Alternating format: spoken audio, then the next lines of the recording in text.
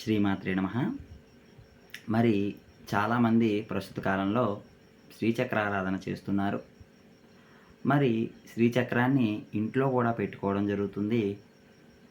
అది చాలా వరకు కూడా మంత్రోచ్చారణతో అంటే గురువు ద్వారా స్వీకరించి తీసుకున్నట్లయితే, ఆ గురువు చెప్పే నియమాల ప్రకారం శ్రీచక్రోపాసన, అదేవిధంగా శ్రీచక్రం యొక్క అర్చన చేసుకోవచ్చండి.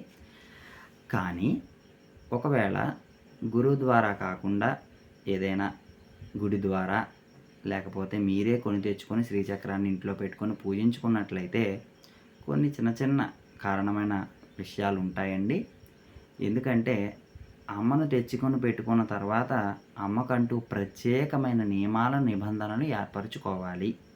ఇది మొదటిది.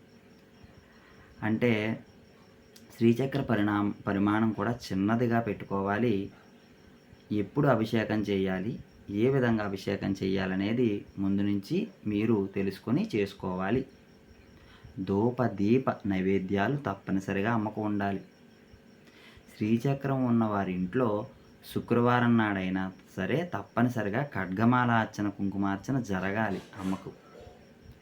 ఆ విధంగా జరిగితే మాత్రమే శ్రీచక్రానికి ఉన్న శక్తి రెట్టింపయ్యి శ్రీచక్రం ఇంట్లో మంచి ఫలితాలను ఇవ్వడానికి ఆస్కారం అయితే ఉంటుంది. లేదు తెచ్చుకొని పెట్టుకున్న తర్వాత లేదంటే కొన్ని ఇబ్బందులు అనేవి మనం ఎదుర్కొంటాం. ఎందుకంటే ఏదైనా కూడా అండి, మనం 100 ఎంఎల్ ఇప్పుడు 100 యూనిట్లు వచ్చే కరెంటుకి మనం 5 యూనిట్లు 5 యూనిట్ల వచ్చే బల్బును పెడితే ఏ విధంగా ఉంటుందండి? పేలిపోతుంది. అలా ఏంటంటే ఒక్కో దిక్కు నుండే శక్తికి ఆ శక్తికి ఇంకా నిగుడీకృతమై ఉంటుంది. అలాంటి విషయాల్లో దేవి శక్తి చాలా అనంతమైనది. శ్రీచక్ర శక్తి ఎక్కువగా ఉంటుంది. మరి ఈ శ్రీచక్ర శక్తిని ఇంట్లో పెట్టుకొని ఆరాధన చేసేటప్పుడు కొన్ని నియమ నిబంధనలు పాటించుకోవడం వల్ల దాని యొక్క పరిపూర్ణ అనుగ్రహం లభించడానికి ఆస్కారం అయితే ఉంటుంది.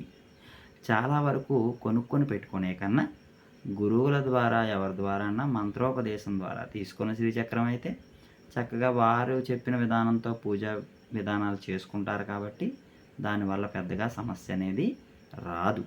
కాబట్టి శ్రీచక్ర ఆరాధనలో ముఖ్యమైన పాత్రను పోషిస్తున్నారు కాబట్టి చాలామంది పెట్టుకొని ఆరాధిస్తున్నారు కాబట్టి జాగ్రత్తగా ఆరాధించండి. అమ్మను భక్తితో ప్రేమతో ఆరాధించండి.